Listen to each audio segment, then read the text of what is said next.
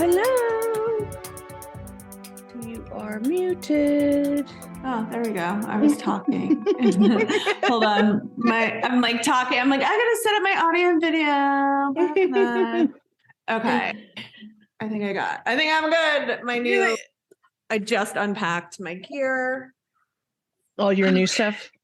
Yeah, just it's Ollie's gaming mic. And I just ordered the same one that got ruined in the fire. And he was like, dude, you sold. We should have gotten a better one. I'm like, I don't know, a better one later. I just needed one that could be on my doorstep. So Amy, Amy's joining us again. Are you recording? Yo, yeah. ABR, people, ABR. ABR, what? Oh, always be recording. Well, I have to start the recording at the very beginning because then the timestamps line up. So when I send it to my producer, who I was just negotiating with, I have to cook dinner tomorrow so he can get our Below Deck podcast out tomorrow so that we can have it ready for Wet Wednesday. So in order for him to do that, I have to make dinner tomorrow. So we just negotiated that, which is, I suppose, better than the alternative, which is what I usually pay him in, which is blowjobs. So anyway, Amy's here. Amy, talk about your fire, because I did put this out there as one of the reasons why some of the episodes were delayed. Fire. People keep asking. So thank you everyone for your concern. So yes, about 6 or 7 weeks ago, we had a house fire, and it's amazing what a contained 15-minute fire could do to a 6,000 square foot house. And we have to take it all down to the studs because the fire broke out. It was an electrical fire in our gym. So everything burned. Which was like the basement? In the basement. It was one room of the basement. Our basement has several different rooms. It was contained to the gym. So things that burned were a bike, a treadmill, a tonal, which is another piece of equipment that's mounted to the wall, a bunch of hex weights, everything that burned, picture rubber, plastic, black, a TV burned, a bunch of monitors. So yeah, you had like quite the gym setup. Yeah. So then the soot basically got picked up by our air carrier system and pushed throughout the entire house. That's how it got up there. Yeah, so it's in all the walls, all the electrical. So they have to take the whole house down to the studs. So anyway, I had to get quote unquote rehoused. So I'm in my rehousing era right now, which is actually about a stone's throw from the Boston Marathon. So I've been a little insane today because I've been trapped. Yeah, I guess that is today, isn't it? It is today. So or it was today. It's still going on because the reason I know is because I ordered DoorDash and I made sure to order it on my side of the marathon because I live right near Heartbreak Hill. So I picked a restaurant specifically on my side of the marathon course, and the freaking DoorDasher, Ollie's my son, mistake number one, you didn't pay extra to have it the expedited delivery. So they picked up multiple deliveries and somehow he managed to cross over the course and couldn't get back. So then my food got stuck on the other side of the course. It was a fiasco. But oh God. All good. But everybody's fine. No humans or pets were harmed. And my husband and my two dogs, my two French bulldogs, were home at the time and they got out safely. It's just one big freaking hassle and headache, and I can't even imagine this on anyone. It's just a total nightmare. But so like the soot getting into the air system and it's getting everywhere. So that's like all of your furniture, your stuff, like you have to buy like everything. You have nothing. So they were able to go into the insurance company. Everyone comes on. There's a whole subset of characters that are involved in this world. And they're basically people who listen to police scanners and fire scanners, and they chase the drama. So, I know about that because my husband works in TV, and one of the things that he does is because he's on the assignment desk, is he listens to the police scanner, and he tells me about these other people who they show up. There's a fire, and they are literally in your driveway with their business cards. Like, let us help you. Jesus. So anyway, the insurance company got contacted that night. Their cleanup crew came that night, and The next morning, they had a dry cleaning company show up and they took everything, all of our clothing and all of our bedding out of the house.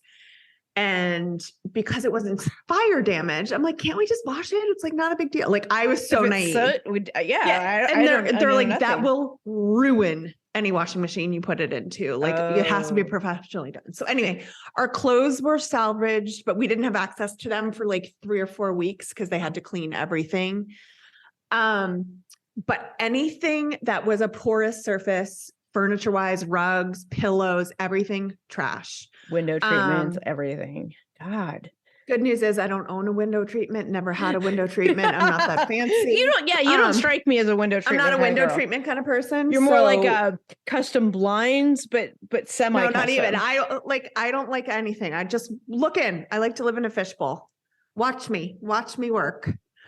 I get that because there's some that in my house that I don't really ever close and some that I don't ever open. Our house is like, it's kind of like back. We don't have any neighbors that can see our house directly. So blinds were not an issue for me. Yeah. Like in this room, I don't think I've closed those blinds in years in that window behind me. So now, so curtains weren't a thing, but like all the rugs, all the couches, whatever. So yeah, it's been a process. So now we're in this rental house, which was unfurnished. So that was a whole project, like slowly moving in and getting stuff to move in, but it's okay. The cool thing is we're closer to Boston. We're very close to Fenway. We're in Newton, Massachusetts now, where the marathon just went by. And it's going to be an adventure. It's an adventure. I mean, your attitude about it is great. So I was a little behind in my your TV watching. Yes. Reality TV consumption. Cause I was just a little distracted with the fire and had a laundry list a mile long, but it's been nice to get back into my consumption of trash TV. Right. Cause it's a good balance to the other stuff. It's just an escape. Yeah. We love to escape. Exactly. Yeah. Get me out of self. The TV we're going to talk about today is Love is Blind. Now, I don't know how long this is going to go. I don't know how much we're going to talk about. I don't know if this is going to be one episode, one long episode, if I'm going to split it up. I don't know. We're going to find out together.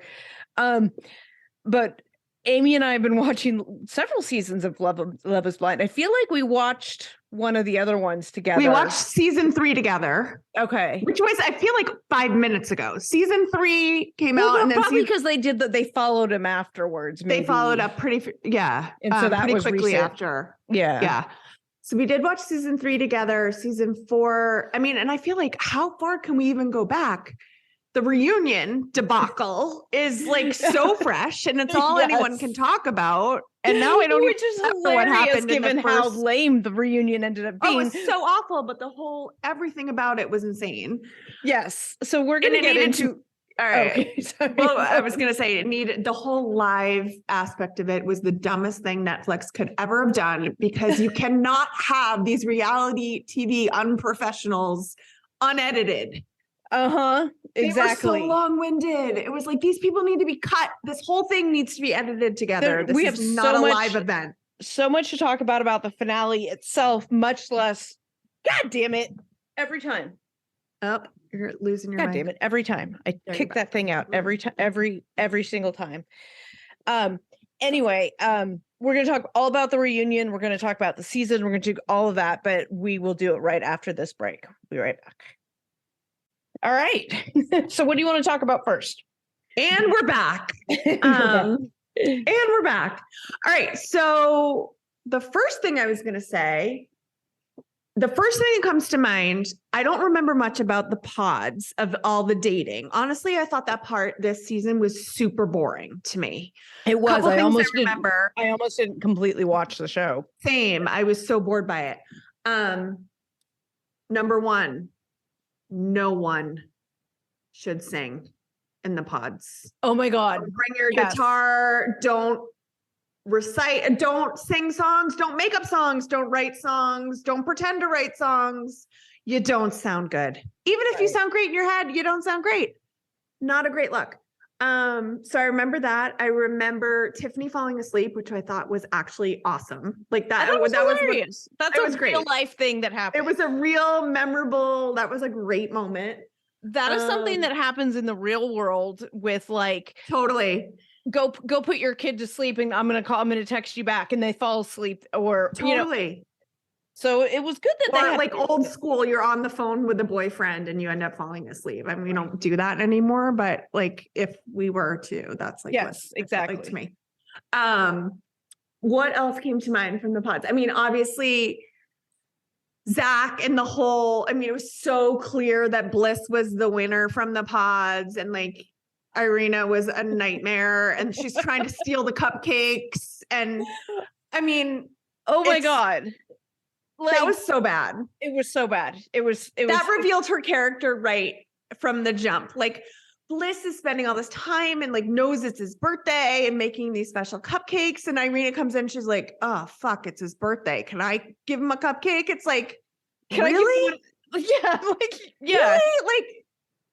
Like, and this is a whole thing. They at part of why the reunion was so bad, they go through this series of that. Well, I don't know if they showed the cupcakes, but all the Mean Girl stuff, Irina and Micah were doing, but then they didn't address it. So it's like you had Irina there, like you didn't address any of her behavior from the pods there. Nope. And I think that Zach, the GoBot with glasses, I think he like suspected, or he had somewhere in his mind that Irina was somehow superior to Bliss on his like imagined scale of like hotness or coolness or popularity. Like she was younger. I don't know. She just I feel like he picked her because he thought she was like more of the trophy wife than Bliss. Like, you know what I mean? Like she was the cool, pretty, popular girl that he could never get in real life. And so he was going to pick her here. Which is so weird because he couldn't even see her. And there was nothing she did to give that vibe. I don't know. The whole thing was crazy. I think Bliss was too nice. And she was the obvious choice, but I don't know, that whole storyline. Well, let's talk about them. So let's talk about them as a couple. So they're one of the couples that get followed to the end. I mean, ends up being a threesome. So we have in the pods, Zach, right? That one, Zach, dating both of them, both Bliss and Irina. And then you see all this behind the scenes of them because they live in the same pod or whatever. Yeah, same girls' suite or whatever it is. Yeah. And stuff.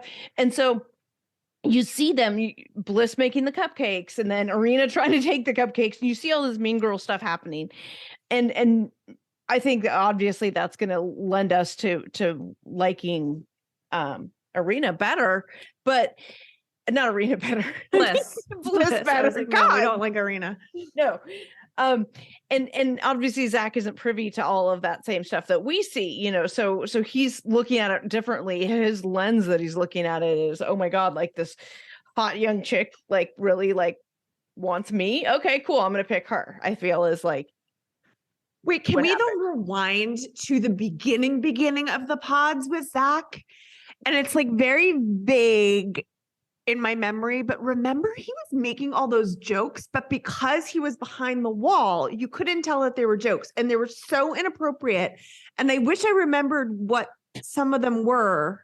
Do you know what I'm talking about? Like he said he was a stripper and then like, of course his mother was a stripper. The whole thing was like, was inappropriate in a very awkwardly strange way. And it was hard to know that he was joking. Yeah, for the context that it was, it did not play well. It flopped. It did not land. And the other women who were on those dates with him were kind of like, who is this joker? Like, no, he was, for me, a hard no from the jump. I'm like, this guy is whack. There's something weird about him. Something off about him. But so we have so we see the Mean Girl stuff, right? And then we see like this angsty Zach trying to decide which girl is right, and he ends up choosing Irina, which I think came as a surprise just because the way it was edited and everything. And then of course he breaks up with Bliss, and wah, cry, everything's terrible.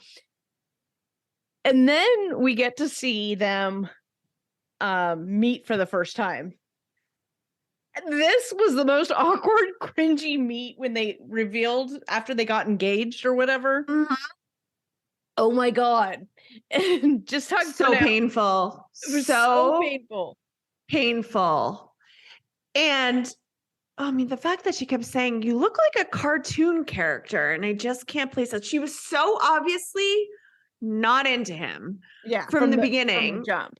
Now, and she said at the reunion that he felt the same way about her. It was very obvious they didn't click, blah, blah, blah. Do you buy that? And that it was just the way that it was edited. It was. I don't. I think he would have rolled with it had she been kinder to him and not been an absolute surface level troll. I think he liked her. Like I don't know, they kind of connected, and he's the scientist. So he's the lawyer. Oh no, yeah, you're right. I keep the two of them confused. I can't help it. So, I mean, yeah, he was the criminal defense attorney. So I wanted to like him. Yeah. Yeah. So he is the lawyer. And he actually did I came around on him after all that creepy, weird jokes that didn't land. And I actually didn't mind him once he came into his own personality. Yes. But I did agree with her when she kept saying, you look like a cartoon character, but I can't place it. And then the next day I realized on TikTok that it was not a cartoon character that he looked like, but he was just the third property brother. And that was so spot on.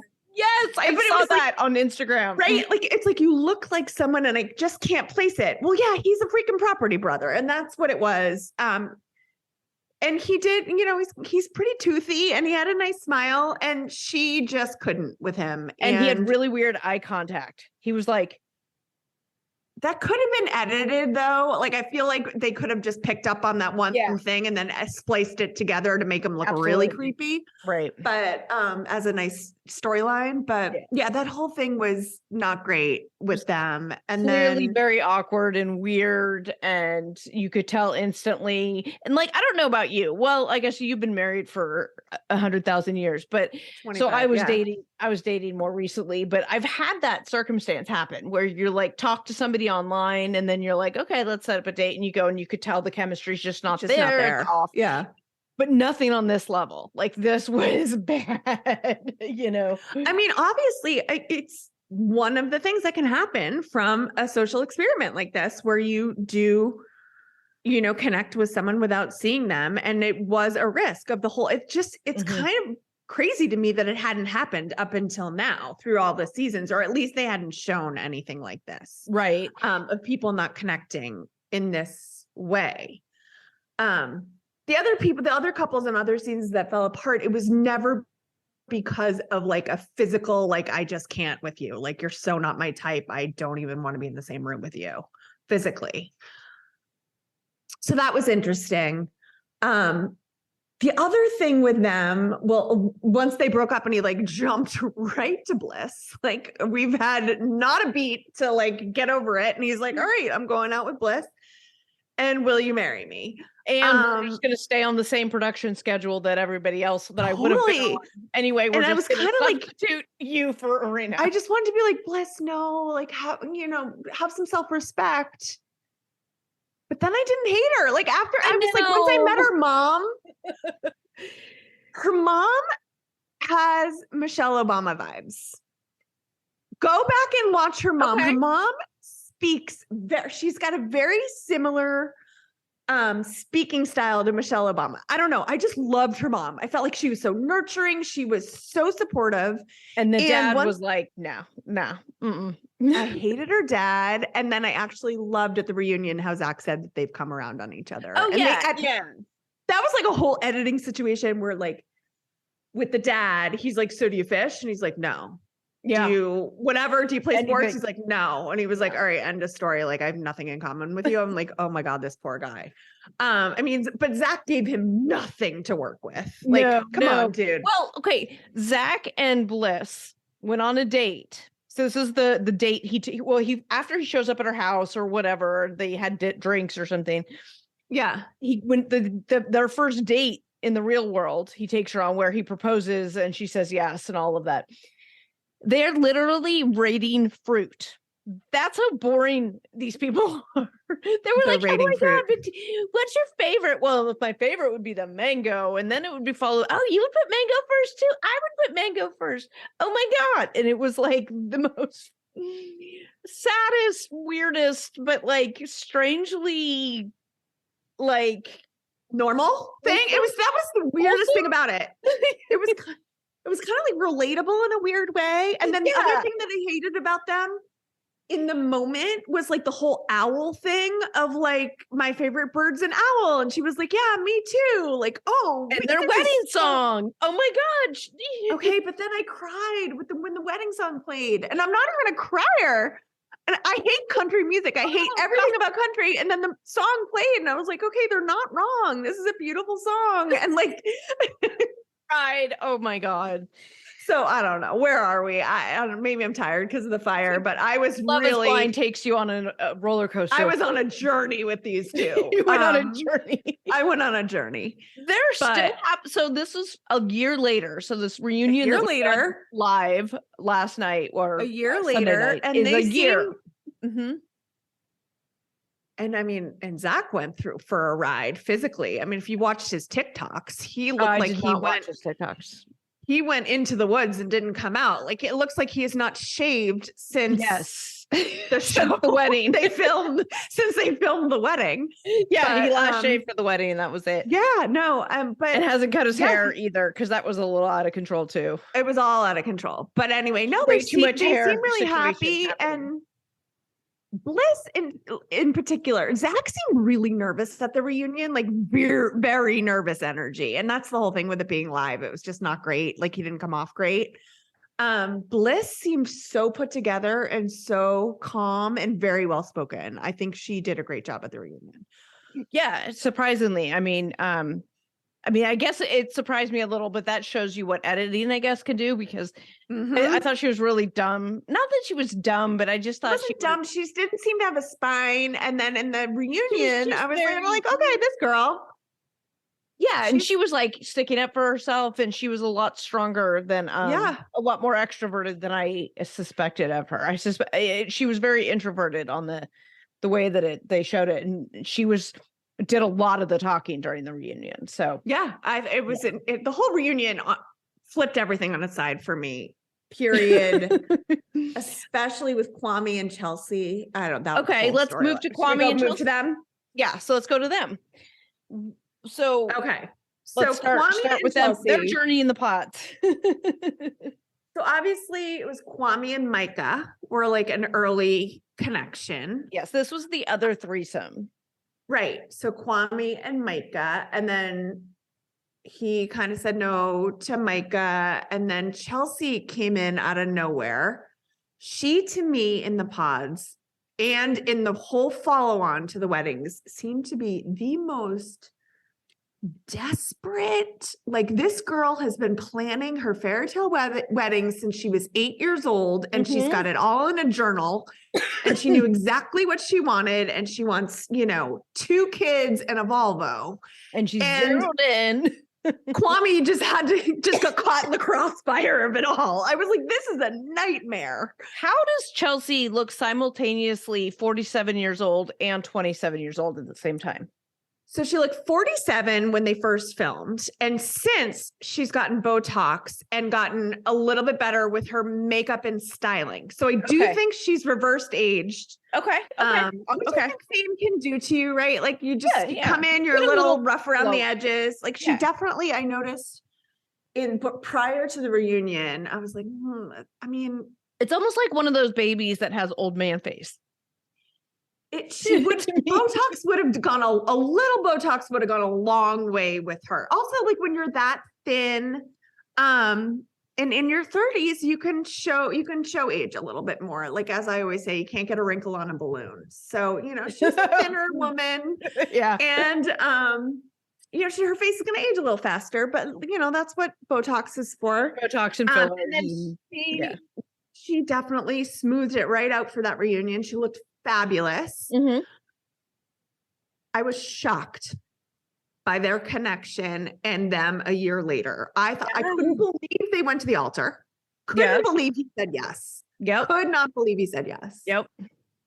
Now, and this also shows the magic of editing, though, because the way it's, you know, they clearly, there was stuff that they didn't show. And I thought it was really funny when they were talking at the reunion, they were talking to her about certain narratives and this whole thing about the Micah and the conversation between Micah and Kwame at the pool in Mexico. In Mexico, which was sort of an unfortunate conversation. They both went inappropriate in several ways. Yeah. So this was the first time they saw each other. They were attracted to each other. They had this conversation. And then it was dealt with each of the individual, with Chelsea and with Kwame, as we learned, that they didn't show. And as they were talking about it, Chelsea was like, yeah, we dealt with it early. It was over. It was done with. It's such a tiny whatever. It was part of a narrative that was being pushed that wasn't us. That was her little, that's like, okay, right. Flip that in because it's live. That means obviously the producers were pushing that story, that part of the storyline. Yep. So it shows you the magic of the editing of how they push the storyline. And I like to think that they're not pushing storylines as much as like we see on some other reality shows, but clearly they are. So the pushing of the storylines and maybe just more the shaping, the personality shaping, right? Because for me, my perception of Chelsea was that she was a little bit desperate, a little bit like saw a ticking clock, was like, I want to check marriage off my list. You know, marriage, check, kids, check, like whatever. And it appeared to me that Kwame just got caught in that and was like, oh God, dude, what are you getting? You're in way over your head. I don't think you're ready for this.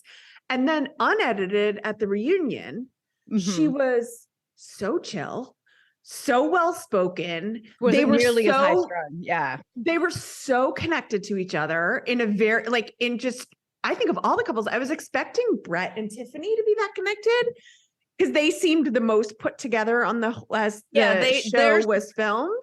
They were like a sort of separate from the other couples. The aspirational couple, right? Yeah. Like they connected right off the bat and there didn't seem to be many issues and whatever. But and then in the reunion, it was the Chelsea and Kwame storyline that kind of shocked us all. It was like, holy cow, like A, I can't believe they got married. B, it's a year later and they've been living together. And they just kind of spun her as ditzy and desperate and like the whole pink apartment thing. And like, how was she going to be with him and like the couch, which was a funny storyline of like him sleeping on the couch and like the ultimate bachelor. And like, there was I saw on TikTok, you could see the Fenty lip gloss on the couch. Like someone froze the scene when they're Chelsea and Kwame go to his apartment for the tour and she's kind of like, ooh, bachelor pad. Like, oh, what's this couch? Whatever. And someone froze or like slowed it way down. And someone was like, there's a Fenty lip gloss jammed in the couch, which means that prior to going to film this show, Kwame had some chick on his couch that is the owner of that Fenty lip gloss. Right. It certainly ain't his. Right. But I mean, and Fenty lip gloss is not one of those like cheap accidental ones you just pick up, like at CVS. No, you have to go to Sephora for that shit. Exactly. So anyway, I thought that was the most shocking of the reunion. His family. The other storyline that they were pushing with with them after the Micah stuff was the would he marry her without his mom's blessing? Because his mom felt some kind of way about the whole situation and wanted him to have a Gahanian wife. And, she was just a little sus about the whole thing. There was a whole narrative too, or like a whole conspiracy theory on TikTok that Barbara was in fact not his sister. Right. That was some stand-in, that he couldn't get anyone to come. Also that he had been on another reality show prior to that. And I can't, the details are fuzzy on me, but this is not his first go on a reality show to find love. Okay. The other narrative was that, and he addressed it in the reunion, about him not questioning whether or not he should go by Kwame with the Love is Blind. And actually that was my first thought when I heard that he was like, should I go by Alex? And I do get his perspective of absolutely. Yeah, like me going by my name is going to give a lot of context clues as to physically who might be sitting behind this wall. Right. And they didn't necessarily want that. So going and by I think it was Alex, he didn't want that. Like, do I want that for myself, or do I want to, open myself up to like anyone? So I get that, but TikTok was cruel about that. And they were saying like he's a poser and like he's fake and whatever. But I think that storyline surprised us all. It was the surprise of the season 4. Yeah. I mean, and now I guess mom absolutely adores her, and it's a whole everything. They had Thanksgiving together. Everything's fine. Everything's good. The other thing I wanted to address about this season, right, is because they did Seattle. Mm-hmm. And in previous seasons, it didn't seem like there were were there any contestants, any cast members who were not from that city? It seems like that article. So there's this article that I think I forwarded you the link. I'm not sure if you got a chance to read it, but where the executive producer, creator of the show was talking about that specific thing with this season, right? And how they talked about whether they were going to open it up geographically beyond Seattle. And they determined that a 2.5 to 3 hour drive wasn't so surmountable that they couldn't use it. Because that's it's a real issue. They don't want to like put people, anyone further away. Right. They thought that was a reasonable distance to have people in relationship. People get, there are successful relationships when you live that far away. Correct. And I do think so it didn't seem to be an issue with Brett and Tiffany at all. Right. Like, I don't even remember. He worked for Nike until he was in Portland. It was kind of like you could context clue put it together that maybe he didn't work in Seattle. He probably worked at Nike headquarters in Portland. It was not an issue. They never talked about it. But with Kwame and Chelsea, he was like, but I don't live in Seattle. And I was like, well, dude, you signed up for a show to fall in love with someone from Seattle. So that was like a choice that you made. So, right. Which is why that whole thing was like, are you honestly going to tell me that after all that time in the pods where you fall in love with someone such that you're going to get married to them, you didn't talk about what you were going to do? What's your motive here? Yeah. Like, why are you here? That's all producer bullshit. Right. Because they had to have talked about that stuff. Obviously, it's not. Obviously, you signed up for a show. I guess if people were looking at that kind of thing and saying, "Oh, because of that, he's a poser," no. You're right, because it is producer stuff. Because it was hilariously a non-issue at the reunion. Like, it didn't even come up, and they had this gorgeous apartment and with views of the Puget Sound. It was so cool. And then it was actually Tiffany and Brett, where Brett was like, it was an adjustment and she had to give up a lot to move to Portland to be with me. And that was such an interesting flip of because I don't even remember that being that was not even a conversation. I didn't even know before I must have missed it if they talked about it. Like, I didn't know before the reunion. Yeah. That they also had that was So I want to say, so wrap it up on Chelsea and Kwame.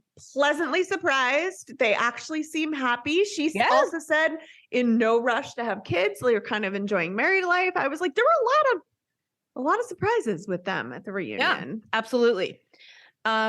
So the third part of that threesome was Micah. So let's talk about Micah. Micah. Let's talk about Micah. And so we'll just talk about her first, and then we can talk about Paul. Do we have to talk about her friends? I do feel like the number one thing we need to talk about is her friends. Let's talk about Micah and her journey. Spoiler alert, she didn't get married. Spoiler alert, she didn't get married. I still have a lot of thoughts on. Let's hear them all. Okay, so all your thoughts. So does I texted you last night. I was like, basically, like, I have a lot of thoughts, and I should have written them down. She seemed like someone who came on the show specifically to be on a reality TV show. I think she didn't necessarily give two fucks about who she was going to be with or going to get quote unquote married to. It seemed to me like it was all a narrative that had been constructed in her brain. And I think with her friends before she went on. That's my perspective. Because the friend thing was so out of left field and so off. So Micah, first she's hot on Kwame. Kwame's like, yeah, no, like whatever. We're not going to work out. I'm going in another direction. Didn't like Micah because Chelsea's a speech language pathologist and Micah's lisp was just too much for her. Like her speech, whatever issue she has something going on there. Something. And I know my speech pathologist friends, hi Heather, I'm talking to you. I know she will point out people. She's like, oh my God, I can't handle that. I can't handle this. Yeah. And I don't even hear what she's talking about because, she's so attuned. Anyway, sorry. So yeah, it seems to me that Micah's narrative, like she kind of came in with like, I'm going to create a narrative where I am a victim. That was my perception, right? Mm-hmm. Because she's the victim of, so first drama, she's crying hysterically because Kwame doesn't pick her. And then she's like right on Paul's ass. I mean, and then Kwame and Paul are kind of apples and oranges. Like, yeah, they're not totally even like different. But personality wise, not even physically, because at this point they're still in the pods. It's not like she can see them. Right. But Paul was so chill and they're very, very different personalities. They were very different. And she was that girl who we all know from high school. So Arena, she and Arena were like besties in the pod, and we talked about us a little bit. They showed all this mean girl stuff that they were doing, right? And they were the bullies. They were listening to, and they were just being stupid and immature. And then they were buddies all up until Arena tried to hit on Micah's fiance. Right? Yes. Paul. So then they allegedly became not friends. But when at the reunion, I can't remember which person was talking about Arena coming on the show for the wrong reasons. Basically, exactly what you just described as you were talking about Micah. I'm like, that's like what they said about Arena. Now, that's like exactly the same thing. And I didn't think about it with Micah as well. But I think Micah just got further. Yeah. And also truly, when you really break it down, if Irina was on the show just to get famous or for fame, she would have gotten to the altar. She would not have wanted to pull out before the altar. She would have stuck with it through Mexico. She would have faked it till she made it till she made it to get to the altar, right? Like so that she could have that drama moment or she could turn him down. But her problem was that she couldn't contain her hideousness or whatever, and he called her on it. She couldn't fake it.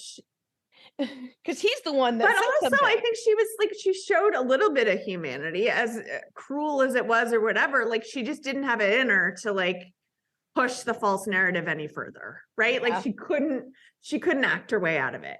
That's Whereas true. Micah, right? Like she could, if she really wanted fame and she wanted to drag it out and wanted more episodes, if she was on there for the airtime, she would have. I think she convinced herself that she was actually in love with him. Mm-hmm. Like she wanted this whole thing so badly that she convinced herself that she was in love with him.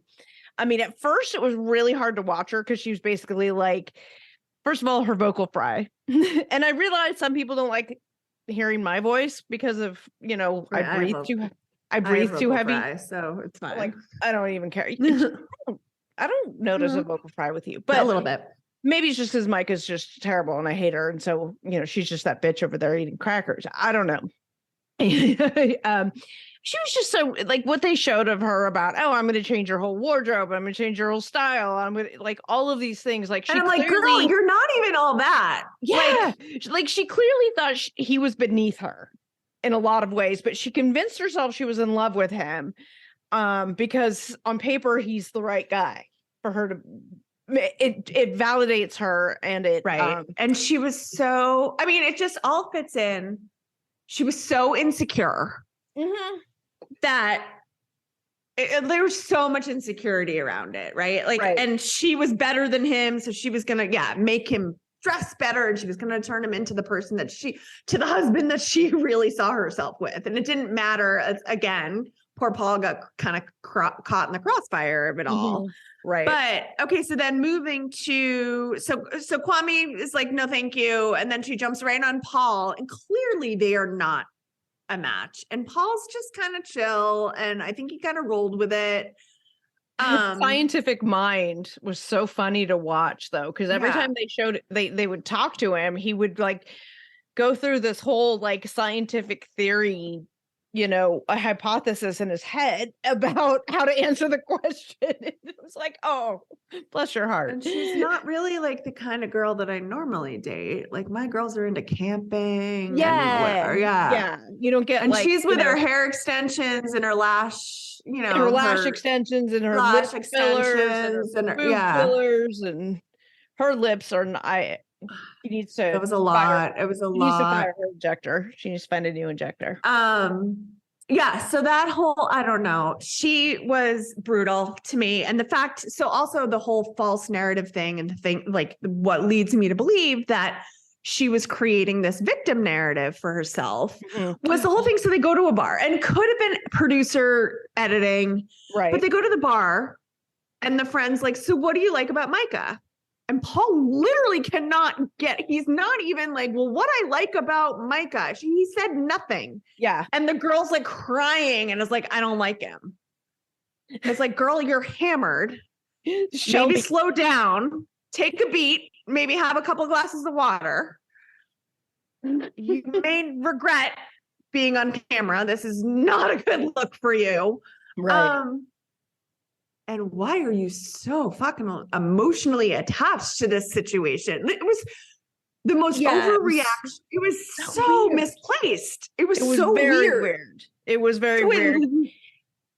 It led me to believe that they had like kind of on the side, like with these shows, like sometimes the women go in and they're like, get all their friends, and they're like, this is going to be my script, and you guys need to back me. Like, we're going to create this narrative. That's how the Fraudcast was born, actually. Okay. So like, it just led me to believe that they kind of had to give this schemed up, because her reaction was so misplaced. You don't think she was just young and drunk, and we should be saving for sure drunk? Like, she was blind.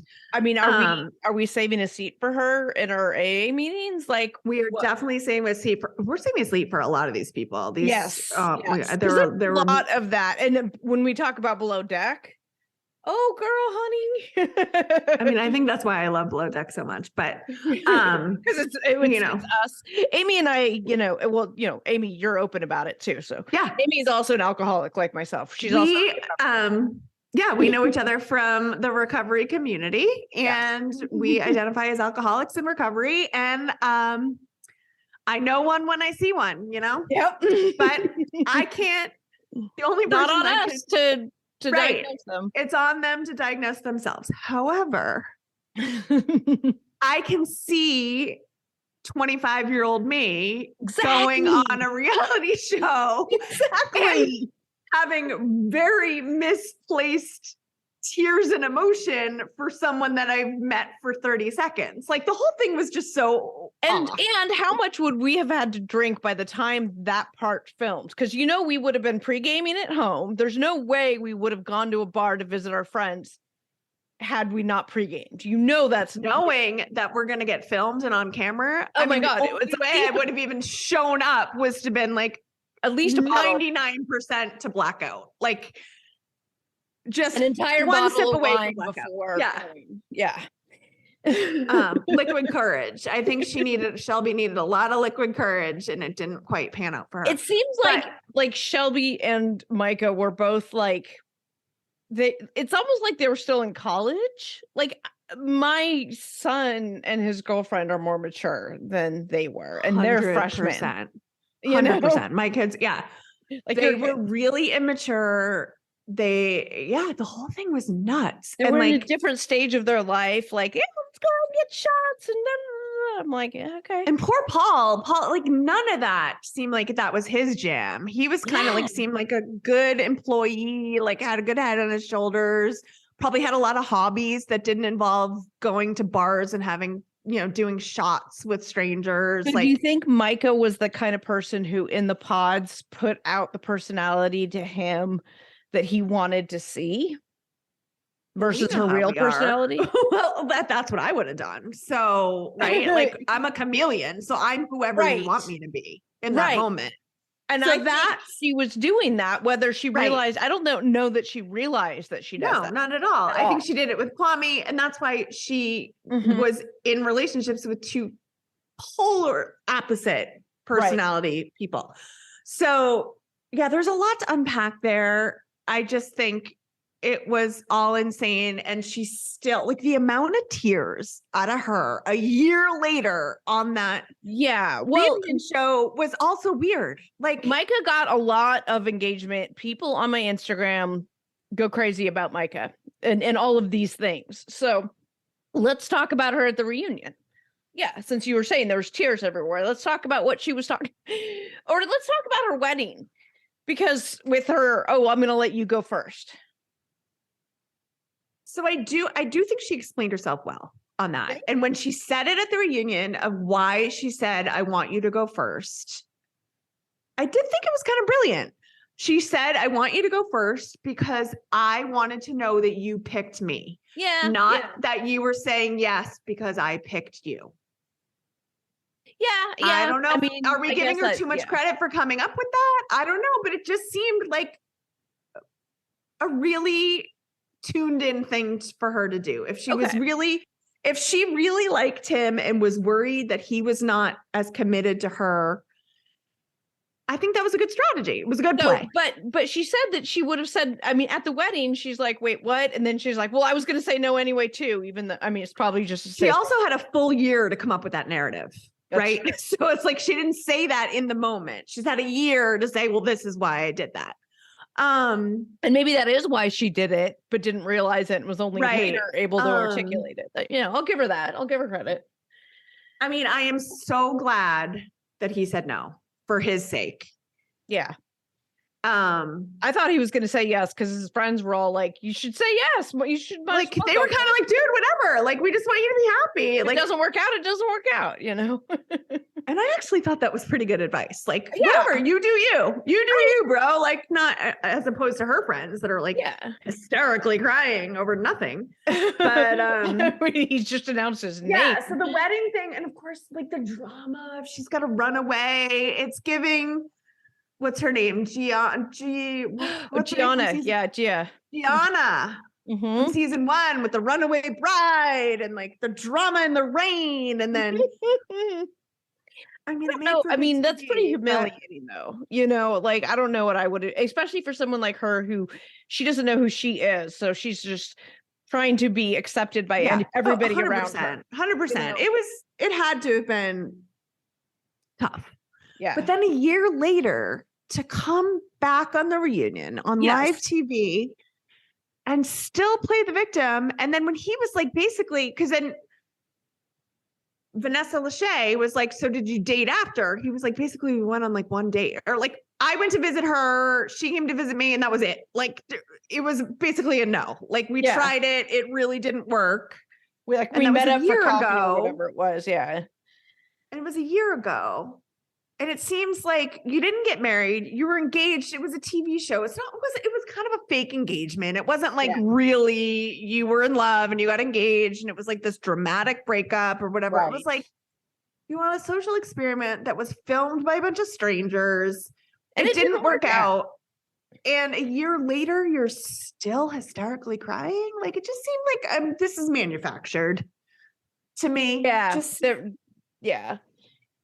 Yeah, but I wonder, just are talking about, do we save him a seat in the recovery rooms, right? Like, so I was just thinking about that too, because I think so much of it was her aspirations and her whole thing of like, she was an only child and her parents got divorced and she didn't really have any family or aunts and uncles. And she just Paul checked the boxes of somebody who represented what she thought she wanted. So, I mean, I'm just looking at myself when I was and I'm on my third marriage, right? So I get it. I didn't know who I was either.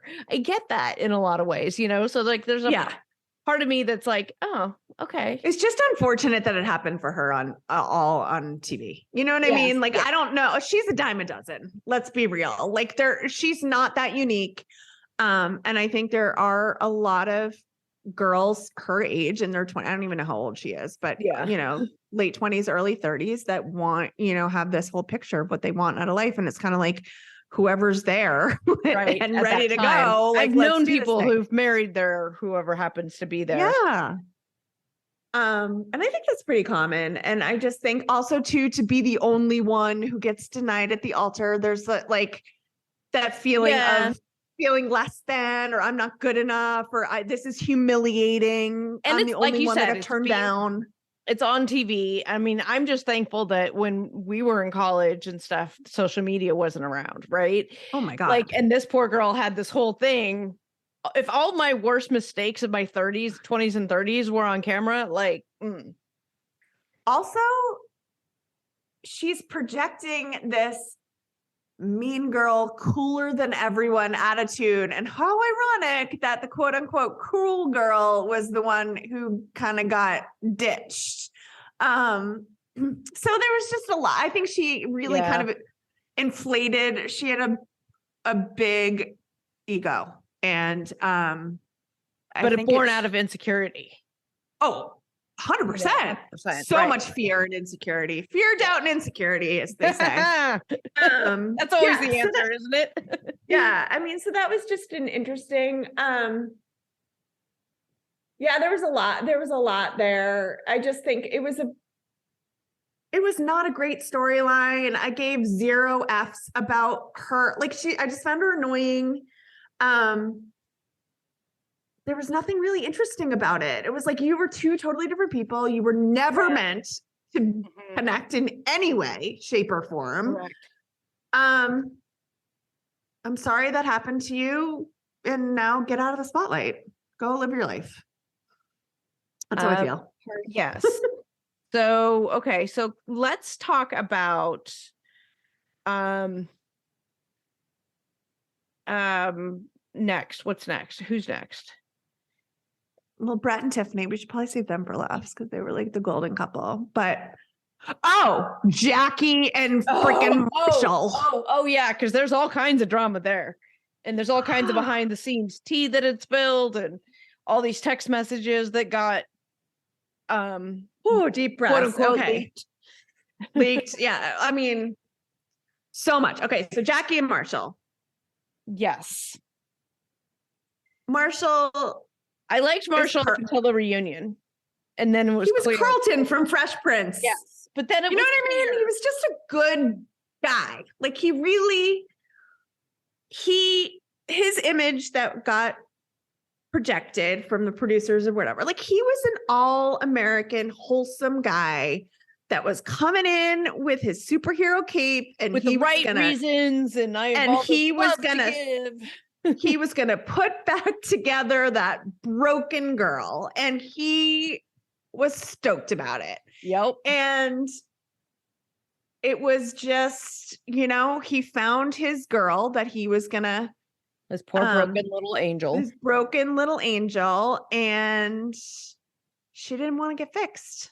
She did not want to get fixed. She wanted someone to continue to beat her down. And it was unfortunate. I mean, I really do. I wish that that was the one couple that I was like, oh, Jackie, come on. Like, I really think that this could be a good thing for you. So mid-season, though, there was these text messages that leaked about her and Josh, and we just have to get to the wedding, then we'll be together. Type, all of this stuff, right? So, clearly, once that leaked and stuff, I don't know if they changed the editing or what they were, because they released them in chunks, Yeah. episode. So I don't know if they changed the editing based on that, but they ended up showing her leaving him. She didn't go to the wedding. She didn't do that. She left him earlier, and she's been with Josh ever since. But she said at the reunion that she didn't cheat on Marshall. The timing of it. Yeah, they edit it, or the way they edited it together. She had already left him before she had coffee with Josh, and it was shown out of sequence, and it made it led everyone to believe. Yeah. And like Josh confronting him at wherever they were at the birthday party. Yeah. That's another scene where he was so drunk. That was embarrassing. Yeah. Now, I liked Marshall during the show, but then on the reunion, unedited, I didn't like him because he just kept going on basically like the show owed me a wedding and I didn't get to the wedding, because he's made these comments several times and basically was like, that's what he was saying. And why he tried to date this other girl, Keisha, after he and Jackie broke up, because he was like, I'm going to get a wedding out of this, damn it. Whether he says no or not, but I think because of the Zach thing, he was like, well, if Zach gets another shot at it, why can't I? Like, I deserve a wedding. Like, yeah. And he kept saying that I was owed a wedding basically. And he didn't get it. Like, so he was a fucked up thing for a 20, 30 something year old guy to say. That's not okay, but whatever. I'm starting to read the next day chatter about it. Yeah. You've got this, was it Paul or saying basically, didn't like Vanessa being, we have to talk about Vanessa hosting because I've seen some conflicting opinions on this. I left it thinking I liked Vanessa doing the hosting because unlike the other reality shows I cover, specifically 90 Day Fiance, where Sean hosts the reunions, Sean never asks any probing questions. She's scripted as much as the rest of the cast is scripted. So you're not going to get these tell-alls. I mean, the joke at my house is that they're tell-somes because they don't tell all. Right. They only tell some. I don't know. So I liked it because Vanessa was going there. She wasn't letting people get. I don't know. You didn't see what the listeners didn't see was my eye roll when you brought up Vanessa Lachey. I mean, I did think she was going a little far with some stuff, but you got this stuff like Paul saying, "Oh, she was, she was bullying the male cast and pushing motherhood." While, picking sides, cutting people off. Well, she's the host. Of course she's going to say that. The Fraudcast. We'll be right back. Hey, you guys, you know that I love my Nutrafol. I've been taking it for a long time, and I'm going to continue to take it for a long time because I, like millions of Americans, experience thinning hair. It's more than common. It's normal, but it's not openly talked about, especially among women. Going through it can be lonely and frustrating, and it's time to change that conversation and join the thousands of women like me who are standing up for their strands with Nutrafol. Nutrafol is the #1 dermatologist-recommended hair growth supplement, clinically shown to improve your hair growth, thickness, and visible scalp coverage. Nutrafol supports healthy hair growth from within by targeting the 5 root causes of thinning: stress, hormones, environment, nutrition, and metabolism through a whole body health. Nutrafol has 3 unique formulas to support women throughout all stages of life, including postpartum and menopause. Each formula is physician formulated using natural, drug-free, medical-grade ingredients in consistently effective dosages so you get the most reliable results. In a clinical study, 86% of women reported improved hair growth after 6 months. Over 3,000 top doctors and stylists recommend Nutrafol as an effective and high-quality solution for healthier hair. You can grow thicker, healthier hair and support our show by going to Nutrafol.com and entering the promo code FRAUD to save $10 off your first month subscription. This offer is only available to U.S. customers for a limited time. Plus, you get free shipping on every order. Get $10 off at Nutrafol.com, spelled Nutrafol.com, with the promo code FRAUD.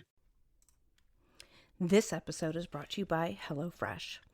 With HelloFresh, you get farm-fresh, pre-portioned ingredients and seasonal recipes delivered right to your doorstep. Skip trips to the grocery store and count on HelloFresh to make home cooking easy, fun, and affordable. That's why it's America's #1 meal kit. HelloFresh takes the hassle out of mealtime this spring by delivering pre-portioned ingredients and easy-to-prepare recipes right to your door. Skip the checkout lines and get outside in the warmer weather because HelloFresh has your dinner covered. April is Earth Month, and HelloFresh is always committed to a cleaner planet. On average, HelloFresh meals have a 31% lower carbon footprint than the same meals made from supermarket ingredients. Plus, nearly all of HelloFresh's packaging materials are curbside recyclable in most areas of the United States. Good food is too precious to waste. HelloFresh's pre-portioned ingredients cut down on your food waste by at least 23% compared to grocery shopping, which is good for your wallet and the planet. Personally, we use HelloFresh nearly every single night for dinner at our house. There is just so much going on at Casa Defrauded with everybody's schedules and hetero life mate working weird hours because of his weird work schedule and school and activities and things like that. Having the HelloFresh box and ingredients is so easy. I can just pull a meat out of the freezer in the morning and then pull a bag out in the evening, and just whip up that meal. It's super easy, super tastes good. We love them. We use them all the time. And you can too. You go to HelloFresh.com/Fraudcast50 and use code Fraudcast50 for 50% off, plus your first box ships free.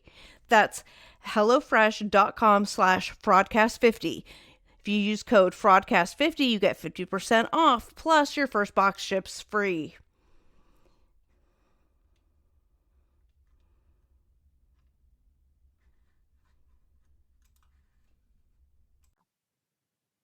And now back to the Fraudcast. So Netflix, first of all, we'll go back to the reunion, decides we're going to do this live event. I get it, Netflix. You're trying to move to more of a live TV situation. You tried it with Chris Rock. It was a great success. I don't know what the shit happened last night. You're one of the biggest media companies in the world, and you couldn't get your streaming sorted for the, I don't know. So there's a lot to say there, but then also, in case you don't know, in case you're not aware and live under a rock, it was supposed to start live. It was going to be a live event at 8, and it didn't start till like 9, and it wasn't 9:15. 9:15. Oh yeah, I had turned it off, and because I had watched. No, it was later than 9:15. It was much later because I watched all of Succession, and then went back, and it had just started. And so Succession started at 9, and I started Succession maybe at like 9:10. Anyway, enough about that. But so my point is that Netflix is going to do this live event, right? And they've got these cast members, and they film this pre-recorded Zoom with Jackie and Josh. Mm-hmm. And so Marshall doesn't get to, there's no conversation there, right? So he's reacting to a pre-recorded thing, which wasn't great. Yeah. What also wasn't great was that it was live and there was no opportunity to edit him because he was super long-winded and couldn't get to the point, and there was a lot of circular talk, and it didn't help. He said a lot without saying a lot. Said nothing. And then Zach is trying to back him up, but he's also saying a lot and not saying anything. Yes. With like a really weird, it was a weird word salad that I just like he seemed so nervous when he was saying it. I was kind of like, Zach, shut up. Like get out, stay out of it. But anyway, so I do think that Marshall was not portrayed well in the reunion. And obviously it was unedited. So I do think that he's a character or person that does better with some editing. I think he was trying to play a role, honestly. After seeing him last night, that's just my gut from my years of reality TV people that, that I've dealt with. He was the good guy. His role was to come in and find a wounded bird and to restore her to wholeness. And he was going to come off as like this great, wholesome guy, and that was going to launch a love story of the ages. Yeah. And it all blew up in his face. And it turns out she didn't really want that. She wanted more of a bad boy, which is fine. That's her right. But okay, so then the text messages. So the other thing too is like all over TikTok, everyone's like, I saw a TikTok of like, I'm Chelsea's cousin. I was at her wedding. They took our phones. We signed an NDA. Like, I did not say a fucking thing about this wedding. How Jackie has to be violating this NDA. Like, how is all this? They do it all the time. They do it all the time. Yeah. And so the text messages between the friends of basically, and Marshall did give a good explanation of how basically Chelsea was alluding to the fact that like, you never want to have sex and you're not like, she kept saying, I want someone, Jackie. You said Chelsea. Jackie. Don't throw Chelsea into this, Amy. Jackie, poor Chelsea. No, you're good. You look great. Your Botox looks great. You look fab. Not you. Jackie kept on saying like, I want someone to throw me around and blah, blah, blah. And you wanted more of an alpha male and he was a beta male. He was Carlton from Fresh Prince. He was totally. Carlton is not going to throw anyone around in the bedroom. He's going to be polite and kind and ask for consent 1,000,000 times before he does anything. Oh, God, and that's who he is, right? Yes. To his core. So the text messages, if you're living under a rock, that were leaked, were essentially that it was kind of a fight, but he said that they were fighting and kind of in jest, and she basically said, you never want to have sex with me, blah, blah, blah. She didn't say it directly, but in so many words, basically was like to her friends, like, I think he's gay. And then he came back with, well, you have a really strong chin line. Yeah. Or jawline, were you once a male? It was like, ooh, roasted, whatever. Yeah. And he didn't use the T word. And it was just not, it was a little spat between in private. It was never meant to be aired, but she decided to air the laundry. And I think he did a good job defending himself, as much of a puddle as he was at the reunion. He wanted love. He wanted to make it big. He wanted to, be the hero. And he didn't get to fulfill his dream of getting married and having it filmed on TV. He made that clear because he was, I didn't get my wedding. He was gypped. Maybe he should, Micah's for those two. Perhaps. Now they should, so they did this and I didn't watch it, but there was like the show where it took like the quote unquote rejects from like the show from Too Hot to Handle, from like, I don't know, maybe was some other one, and they put them all together. Are You the One? Yeah, maybe. I've watched about half of it. I have not watched and it. And then the fire happened. I started watching it right before the fire, and then the fire happened. And then the fire. And then the fire happened. Yeah.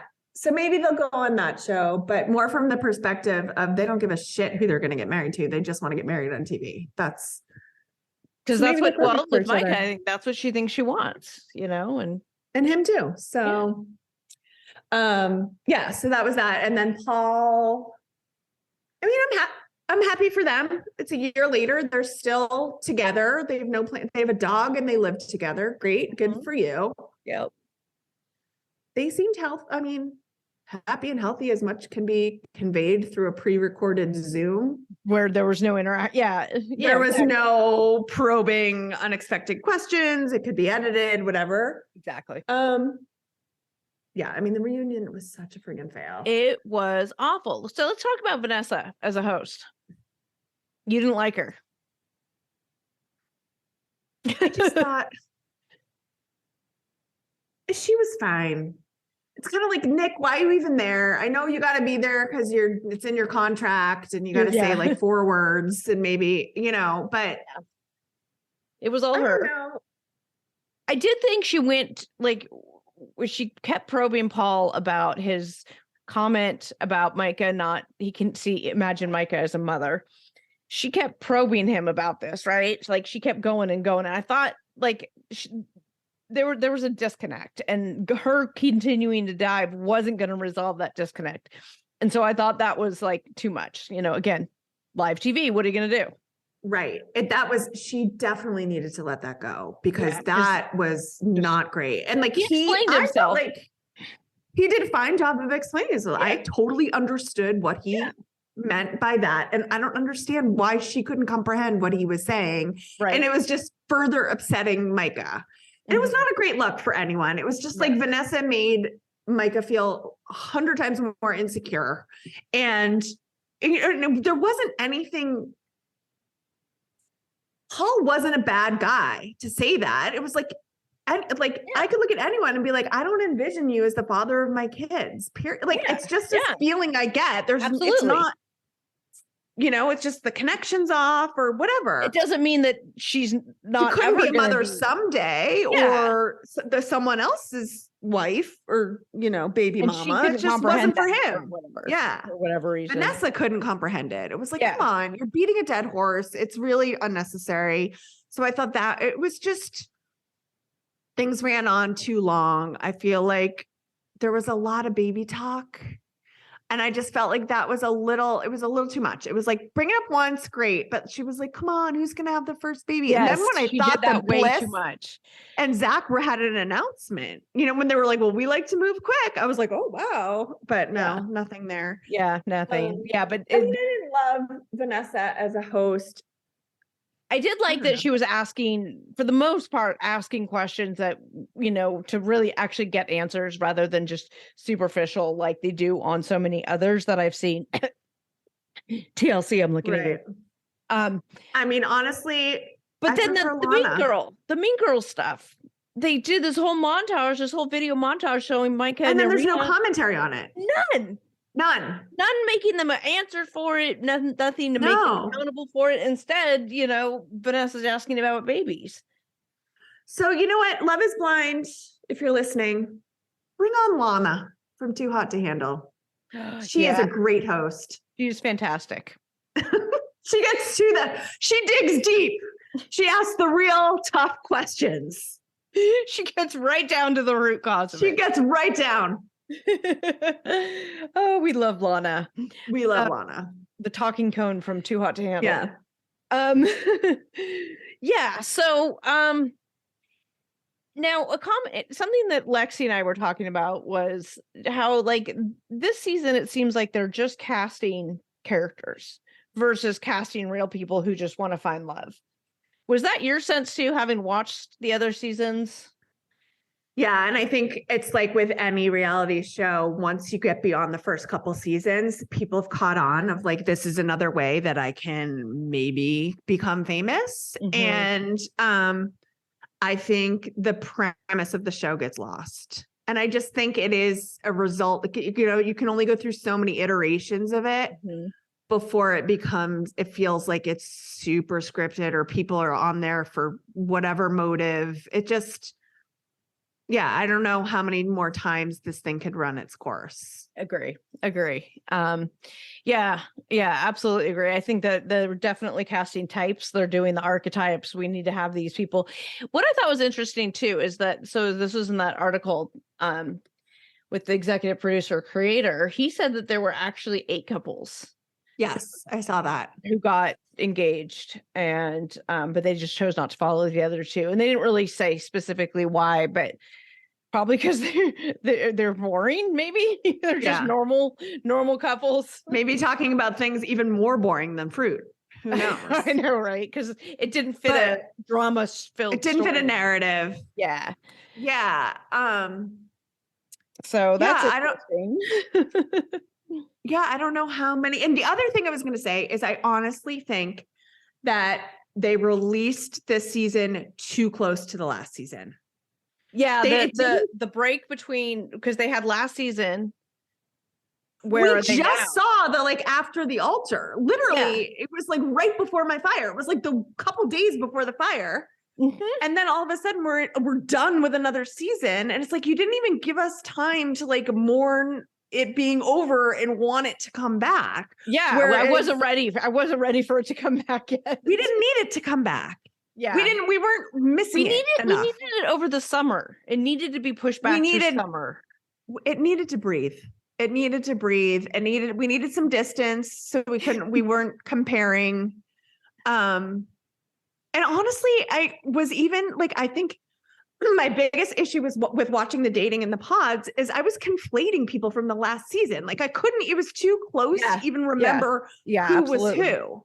Absolutely. So I do think they just needed more time between the seasons. And I think the season could have landed better with more distance between this season and the last. I would agree. I would have liked to have seen less contrived of the threesome stuff and more of the real, like, if this was really who they are, of how they're getting along, I want to see that. It doesn't have to be conflict. You don't have to create fake conflict. So what I've said about 90 Day and why I stopped watching it and following it is like, I don't want to see the fake stuff. You don't need to create drama. Like I want to see. However, though, let's be real. The only couple we have not yet discussed was the most real, down-to-earth, normal, conflict. That's why we're not discussing them, right? We haven't even discussed them. They were like totally normal. I think the only issue with them is maybe she thought he was a little too bougie in the beginning, but it seemed like she came around on it and was like, all right, cool. But yeah, Brett and Tiffany. Yeah, we talked about them somewhat. A little bit, but like they were great. They fell in love. And that's it. And that's it. The Fraudcast will be right back. The Venture X card from Capital One gives you premium travel benefits, perfect for seeing Taylor Swift The Eras Tour. Presented by Capital One. Ooh, I do love her. Earn 5 times miles on flights and 10 times miles on hotels through Capital One Travel. Enjoy your stay in Suite 13. Whoa, 13? That's Taylor's lucky number. The Venture X card from Capital One. What's in your wallet? Terms apply. See CapitalOne.com for details. So, how does it feel when you play Roll Up to Win with Tim Hortons? Buy a hot or cold beverage using the Tim's app and find out. Roll in the app for a chance to win prizes ranging from free coffee and donuts to a Universal Orlando resort vacation or a sweet car. Oh, don't forget the TV. And this year, every roll is a shot at a $1,000 daily giveaway drawing for 2 $500 prizes. Roll up to win and get treated by Tim's. No purchase necessary. Account registration required. 50 U.S. and D.C. 18 plus entered by 4/2/23. See rules at rolluptowin.com for free entry or full details. Void in Florida and where prohibited. Dr. Rick here. Another sign you're becoming your parents is getting particular about details that don't matter. The craziest thing happened when we got tacos the other day. Was it Wednesday or Thursday we got tacos? I know it wasn't Tuesday because that's when I went to my hairdresser. Shoot, what day was it? See how we all lost interest there? Progressive can't help you from becoming your parents, but we can help you compare rates on home insurance with Home Quote Explorer. Progressive Casualty Insurance Company affiliates and third-party insurers. Comparison rates not available in all states or situations. Prices vary based on how you buy. And now, back to the Fraudcast. So I'm trying to think what else. What else do we have to cover? I mean, I feel like we covered everything there is to cover until we get another episode drop of Yeah. Oh, I mean, you know what we didn't discuss? what? The photo shoots. There were 2 photo shoots. One was I must so not painful. pay too much Okay. attention because I'm like, oh yeah, I guess there was. Obviously, I'm a photographer for anyone who doesn't know. So I was very tuned into the photo shoots. So the boudoir photo shoots between Kwame and Chelsea, which seemed bizarre. That poor photographer seemed like he was thrown in. She had this vision. It was part of her 8-year-old vision board of what, like, when I get married, I'm going to have this boudoir shoot and we're going to be in matching Calvin Klein underwear. Right. It was awkward. Right. It was weird. It was. And then she confessed to having the date where she had in the pods where she brought those with her. Yeah. Or she had her mom mail them. Made him. Yeah. So they couldn't even see each other. They were matching Calvin Kleins. Awesome. But then the other adorable photo shoot, which was Brett said that he had taken up photography in the pandemic. And he said that Tiffany was having like a bad day and she was overwhelmed with the wedding planning. And he was like, let's do a photo shoot. And he did this adorable engagement shoot of her and then gifted her those beautiful prints, those black and white prints, which I thought was like so romantic and so beautiful. And in contrast, like, honestly, one of the primary reasons I was so anti Kwame and Chelsea was because of that stupid photo shoot. It was so bizarre to me. I was like, this is not real. These people cannot get married. This is awful. Well, and then when she told the story of the Calvin Klein date and the pods, I'm like, oh, so like she had done this like this idea for a date wasn't unique to him. She had this. She was like, I'm gonna match. Yeah, whoever it's on the vision board. Yeah, like it didn't matter who Pinterest. was wearing. She didn't buy the Calvins for Kwame. She bought the Calvins for her future husband. We need to research this. We need to find her Pinterest boards and see if she, for sure, it's all on Pinterest, right? Matching Calvin Klein's sexy photo shoot. Like, yeah, no, insane. For sure. 100%. 100%. Yeah. Anyway, so that was one of the things that stood out to me, like the dichotomy between those two photo shoots of like him being so genuine and him being the photographer versus the hired photographer, which is like, there were so many layers to it. Like, okay, so you're a hired photographer that's brought onto a show that's then being filmed for like, there were so many layers to awkwardness of it. I was like, I can't imagine being that poor photographer. Anyway, right? So that was just me imposing my own life onto that whole situation, but it stood out to me. Projecting much? Mm-hmm. Maybe it really stood out to me. Anyway, so so that's Love is Blind, y'all. That is Love is Blind in a nutshell. I think we said what needed to be said about it, but you are going to stick around and do some Below Deck with us. So we are double dipping into Below Deck, which yes, I mean, while I love me some Love is Blind, Below Deck is we're my doing jam. Below Deck Sailing Yacht, but we have to watch the episode, which is not dropped yet. Mm-hmm. So we're going to break. Watch it, but we're going to get it out to you for Wet Wednesday. That's what I was negotiating with producer. I heard, yes. And I heard you guys discussing it on last week's pod, which I listened to while I was driving around all weekend. Well, excellent. And I kept texting Katrina about, I didn't know that you were on the sailing team in college. How did you know this? I didn't know this. Whole other part of my life. Whole other life. Whatever they call it. Yeah. I'm stoked to discuss that. Yeah.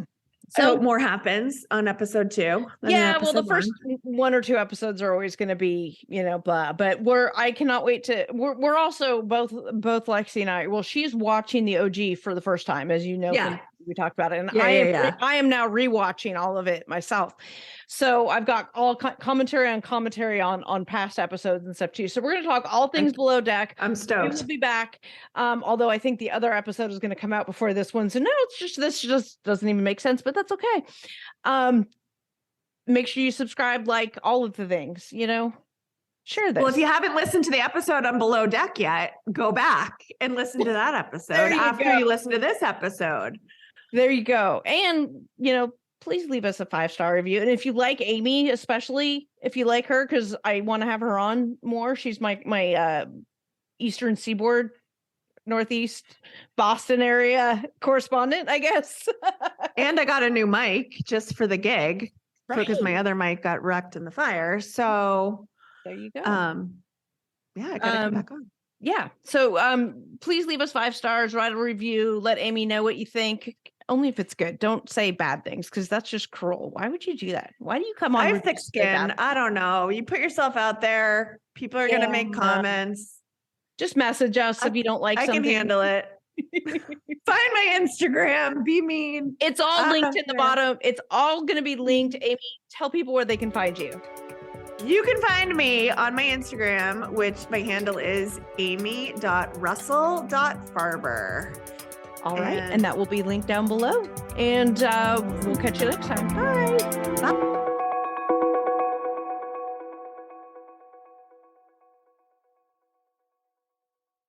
So, how does it feel when you play Roll Up to Win with Tim Hortons? Buy a hot or cold beverage using the Tim's app and find out. Roll in the app for a chance to win prizes ranging from free coffee and donuts to a Universal Orlando resort vacation or a sweet car.